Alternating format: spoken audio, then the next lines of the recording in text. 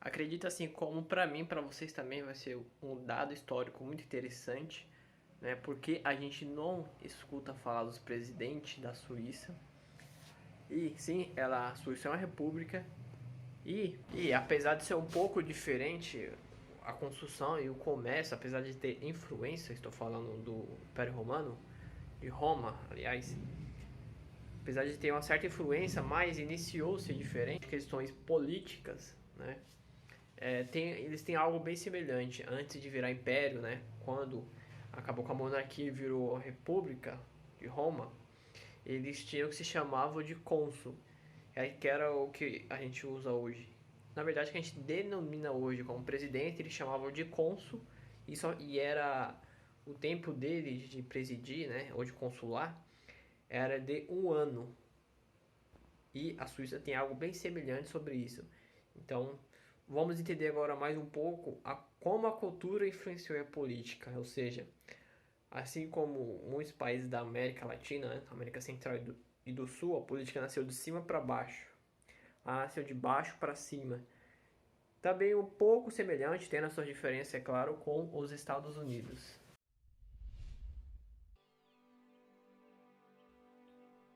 Você sabe o porquê da economia forte da Suíça? E você sabe quem é o presidente da Suíça? Acredito que, assim como eu, muita gente sabe que a Suíça é um dos países desenvolvidos que existe no mundo atualmente, que tem a sua própria moeda e é uma das mais fortes do mundo, que é o franco suíço. É um país com alto índice de educação e alto índice de desenvolvimento humano. E apesar de tudo isso, por que não ouvimos falar do presidente da Suíça?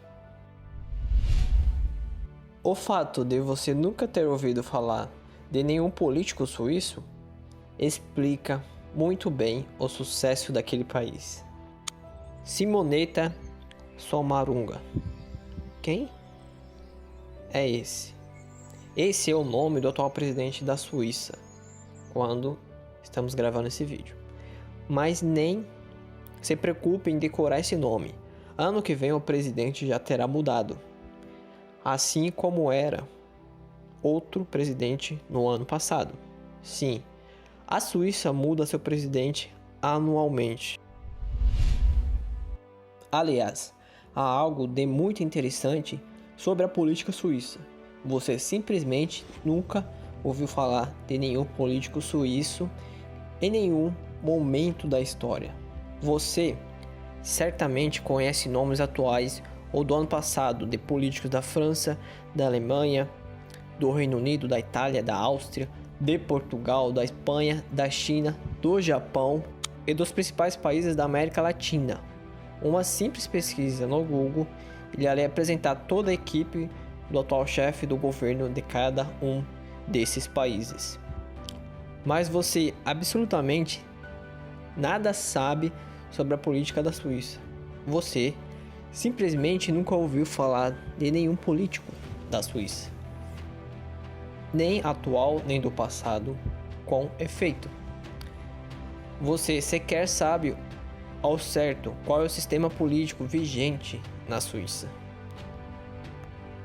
Há uma piada antiga que diz que não há corrupção na Suíça, porque as pessoas simplesmente não sabem onde estão os políticos que elas devem tentar subornar para conseguir favores.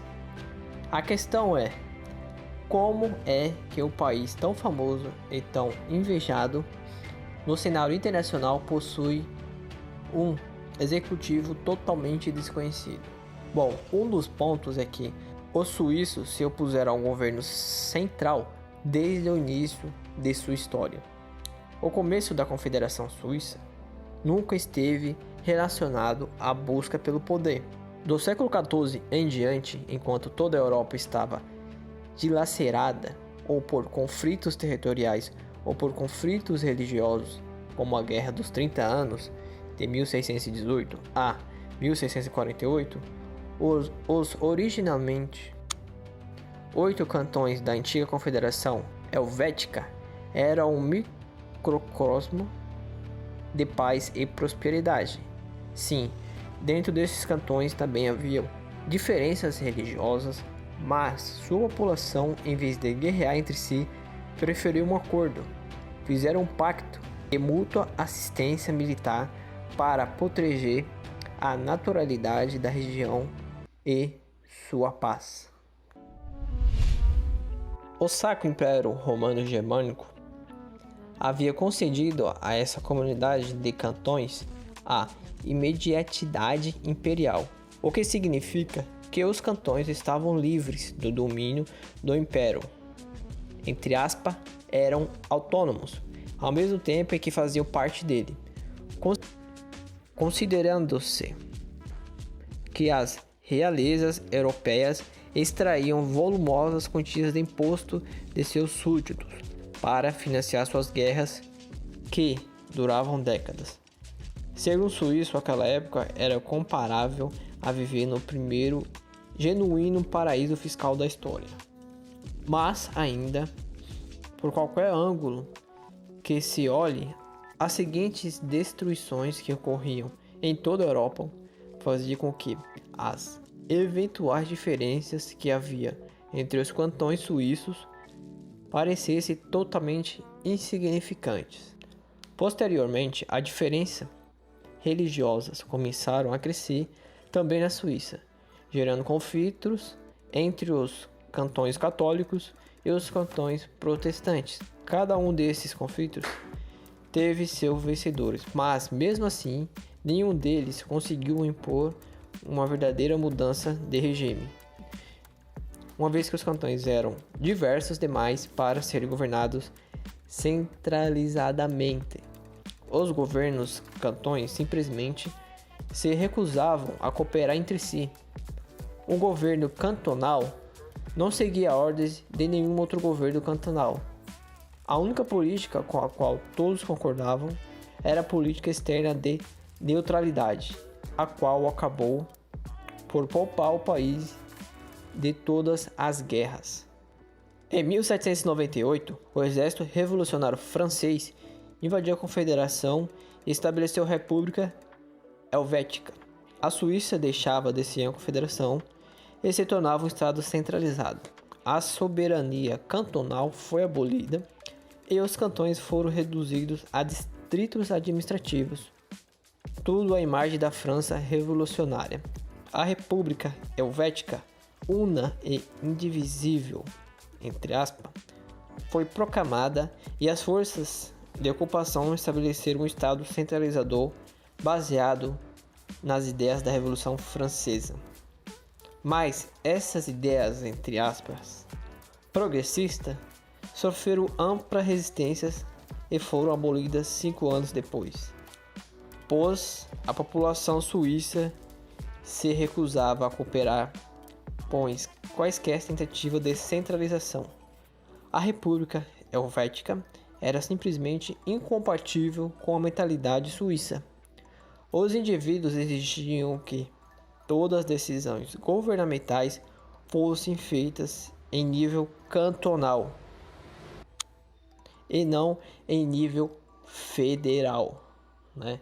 Então aqui a gente consegue ver no contexto histórico até conflitando com a, entre aspas, grande, né, Revolução Francesa, que esses papos progressistas pouco realmente traz benefícios satisfatórios. E também vemos a questão da centralização, até comparando com esse mesmo país aqui que invadiu, né, a França que invadiu a Suíça. Há conflitos até hoje lá que acontecem que você não vê passando isso nem na TV sobre a Suíça. Então é algo a se pensar, a refletir.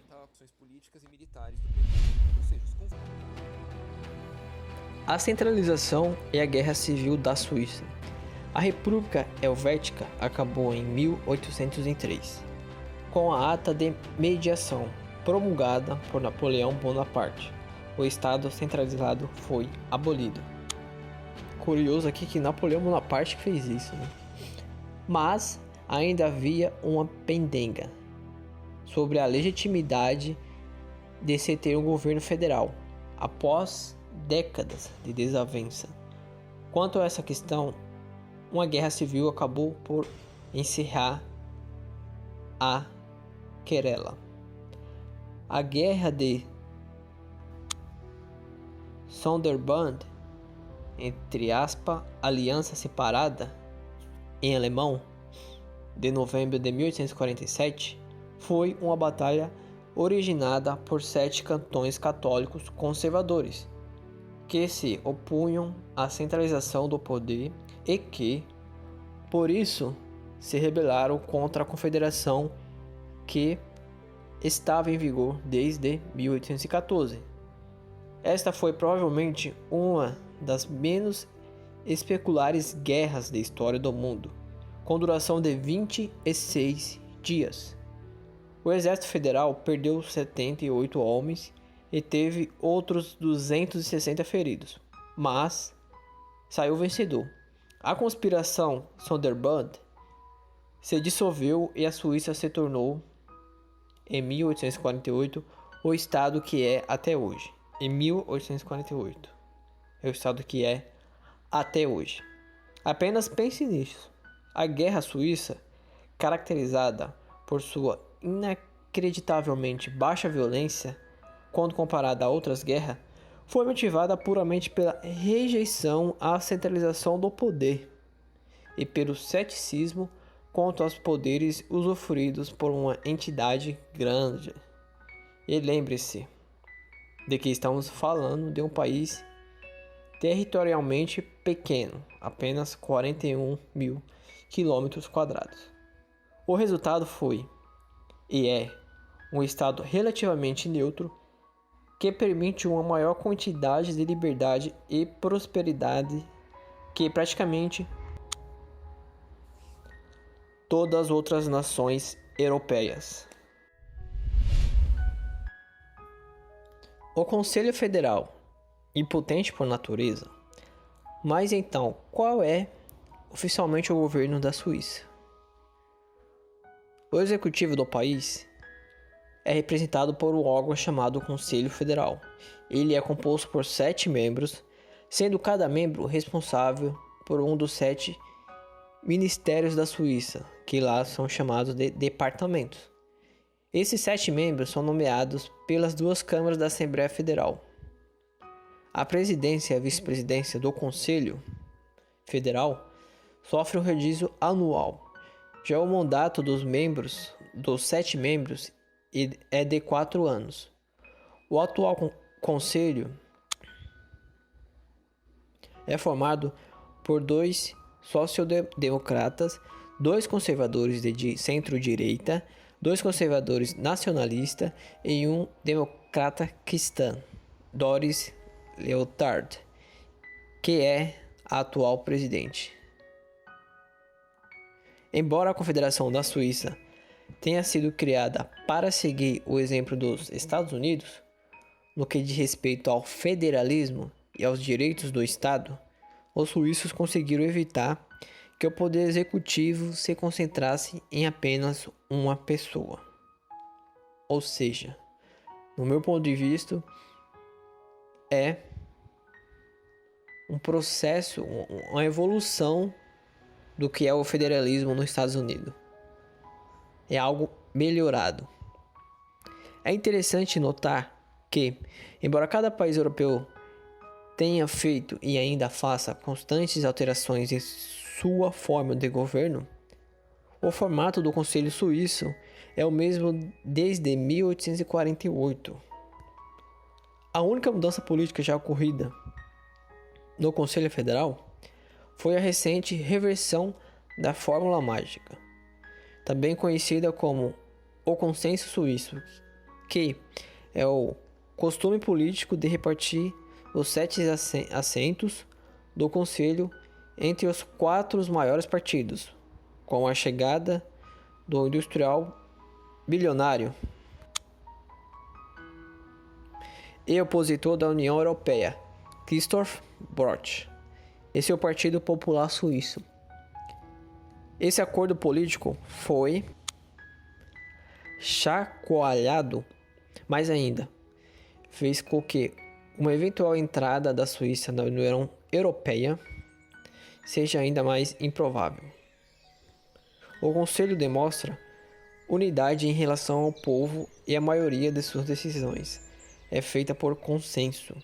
E é assim porque seu papel é muito mais decorativo do que funcional. Dado que a maior parte do poder é prerrogativa dos cantões. Decisões relacionadas à educação, saúde, assistencialismo e até mesmo criação de impostos são feitas exclusivamente em nível regional. O governo federal não pode editar medidas provisórias e não tem poder de veto. O presidente da Suíça não tem praticamente nenhum espaço nas discussões políticas e econômicas que ocorrem no país. Portanto, se você não sabia quem é o presidente da Suíça, não se preocupe. Vários suíços também não sabem.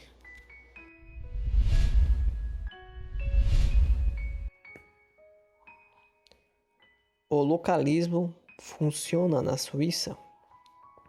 Os cantões suíços são os responsáveis pelo equilíbrio da política. Os cantões conservadores são todos aqueles que estão fora das grandes cidades, como Zurique, Genebra e Berna, a capital. A população das comunidades menores rejeita a ideia de ter um governo distante e centralizado em uma capital nacional. Como resultado, os suíços continuamente rejeitam propostas progressistas, como a de abolir a energia nuclear e a de usufruir uma renda garantida de 2.500 francos suíços mensais para cada cidadão. Mais de 75% dos suíços foram contra a medida. Essa propensão ao localismo seria consideravelmente mais difícil se não fosse o sistema de democracia direta, muito comum na Confederação. Todas as leis federais são submetidas aos 4 etapas abaixo. Etapa 1. O projeto de lei é preparado pelos especialistas na administração federal. 2. Esse projeto de lei é apresentado para um grande número de pessoas por meio de uma pesquisa de opinião. Governos cantonais, partidos políticos, ONGs, a associação da sociedade civil pode comentar sobre o projeto de lei e propor mudanças. 3. O resultado é apresentado a comissão parlamentares dedicadas ao assunto nas duas câmaras do Parlamento Federal. É discutido em detalhes e portas fechadas e, finalmente, é debatido em sessões públicas em ambas as câmaras do Parlamento. 4. O eleitorado possui o poder final de veto sobre o projeto de lei. Se qualquer pessoa conseguir encontrar em 3 meses 50.000 cidadãos dispostos a assinar uma petição pedindo um referendo sobre o projeto de lei, um referendo será marcado. Para que um referendo seja aprovado, o projeto de lei precisa ser apoiado apenas pela maioria do eleitorado nacional e não pela maioria dos cantões. É comum a Suíça fazer mais de 10 referendos em um determinado ano. Tais referendos explicam por que o Conselho Federal é formado por partidos da situação e da oposição. Se não houver consenso, a oposição pode usar a iniciativa popular, referendo, para derrubar qualquer decisão tomada em nível nacional.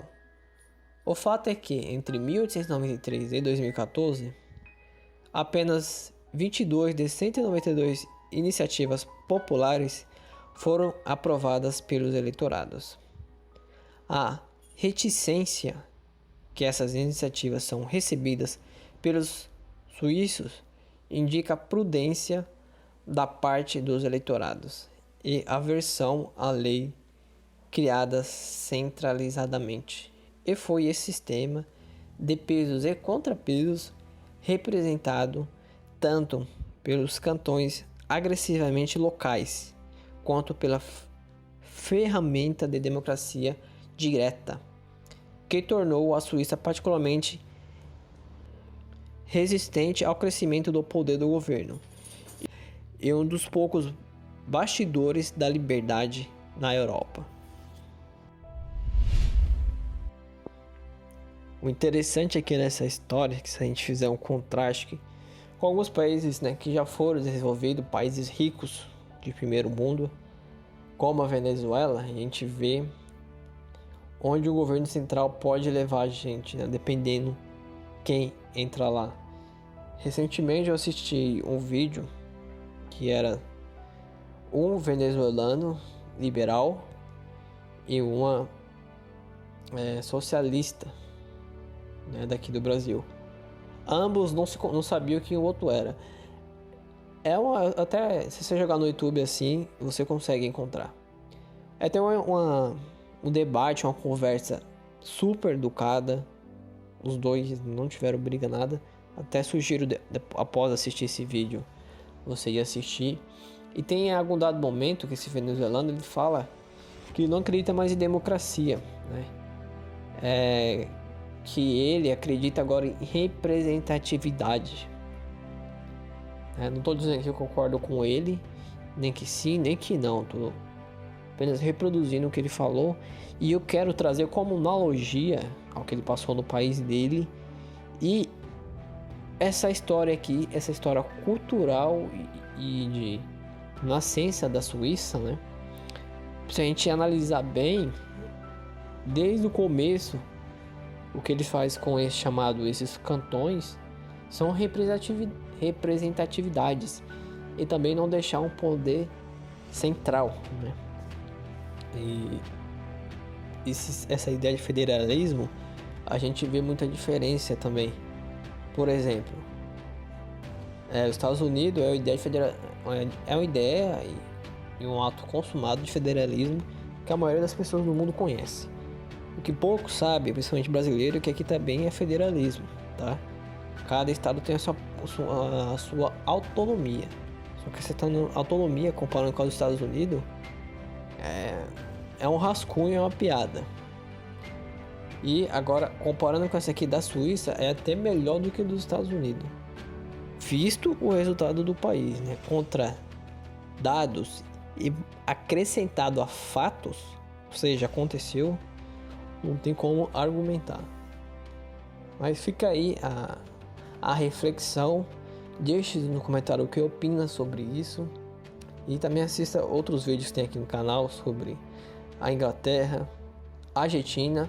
E também recentemente a gente colocou sobre as 10 moedas mais caras do mundo em 2021. Então, deixe sua opinião sobre isso e nos vemos no próximo vídeo. Tchau, tchau.